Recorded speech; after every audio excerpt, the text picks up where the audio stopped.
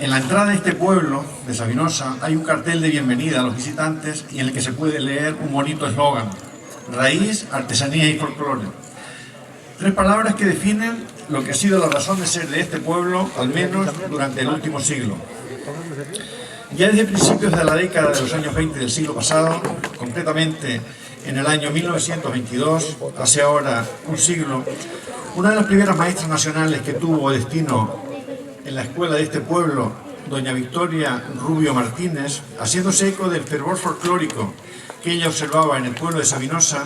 en un extenso artículo publicado en el periódico herreño El Deber, titulado Aromas típicos, y refiriéndose a la fiesta de San Juan del año 1922, escribió el siguiente párrafo: por fin se sacó procesionalmente al santo del día. Las flores que le circundaban, frescas y lozanas, servían de digno marco al cuadro. La flauta y el tambor empezaron su faena, y el público bailó en su torno durante el trayecto, su bonito baile típico, y se dio por terminada la fiesta, que yo dejo catalogada entre los acontecimientos que para mí tienen el mérito de hacer época. Por otra parte, en la crónica realizada por el conocido loísta Gelasio de Armas, el Cieguito del Pinar, con motivo de la celebración de la fiesta de la Consolación correspondiente al año 1927,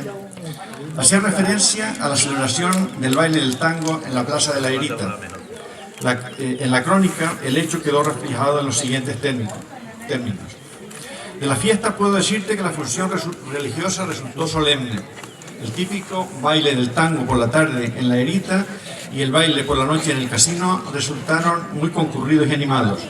Las muchachas, lujosamente ataviadas, realzaban con su atractivo encantador aquellos grandes festivales. Son 2 muestras de lo que ha sido este pueblo respecto a la tradición, al folclore y a la cultura.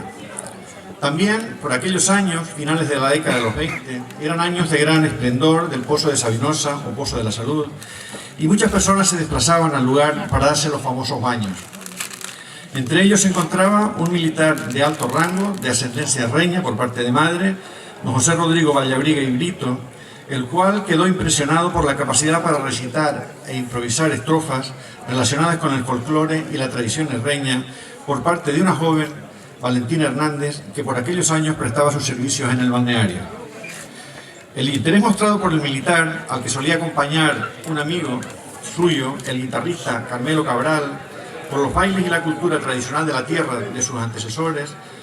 le llevó a solicitar la exhibición de piezas folclóricas del folclore tradicional herreño, que se conserva en el pueblo de Sabinosa. Hasta allí se desplazaban los vecinos cada domingo para participar en estas expresiones del folclore tradicional de la isla. Allí se escucharon las voces de cantadores como Valentina, entre otras, llamando la atención la forma de bailar de 2 jóvenes por aquellos años, Benigno Hernández y Felipe León. Las danzas ancestrales herreñas, como el baile del vivo, el tango o el conde de cabra, piezas que habían perdurado en este pueblo, quizás debido a la lejanía y el aislamiento. Estas extraordinarias piezas de folclore tradicional estaban desapareciendo del panorama musical herreño al ser desplazadas por la aparición de nuevas formas de hacer música y del desarrollo del baile, que estaban incorporando aquellos emigrantes que retornaban de América, especialmente de la isla de Cuba, al incorporar las cuerdas. El propio Vallabriga, encandilado por aquellas viejas formas de folclore tradicional herreño, encargó a Benigno Hernández y Felipe León la tarea de recorrer los diferentes pueblos de la isla con el fin de recoger de los más viejos que tenían conocimiento de este baile las conocidas piezas, después llamadas resacas, con el fin de incorporarlas y practicarlas en el baile que se ensayaba en aquellas tardes de domingo en el Pozo de la Salud. Poco a poco se fue configurando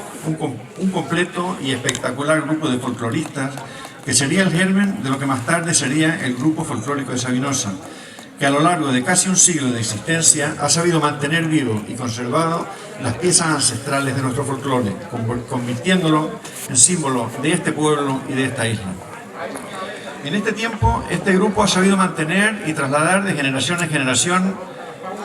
las piezas más antiguas de nuestro folclore, realizando actuaciones no solo en todos los rincones de la isla, sino también a lo largo y ancho del archipiélago, e incluso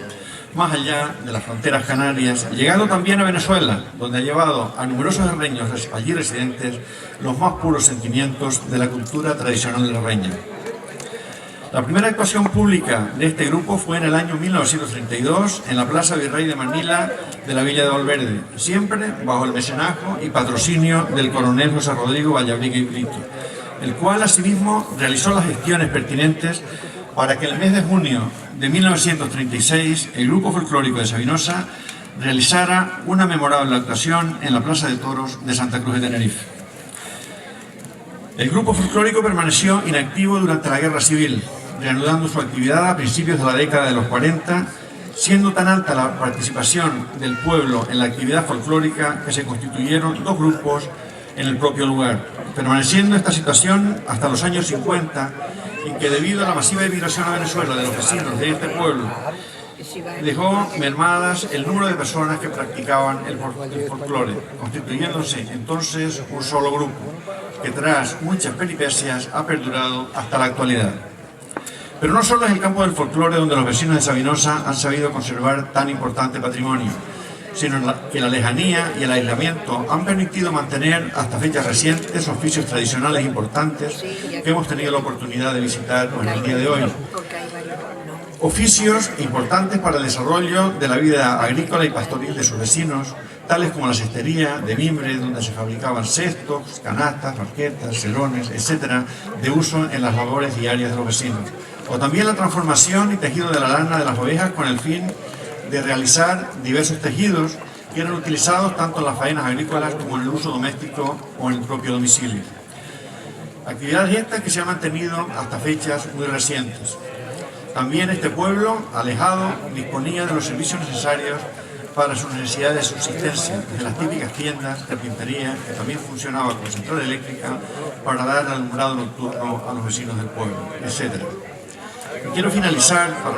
no alargarme demasiado, dado la hora,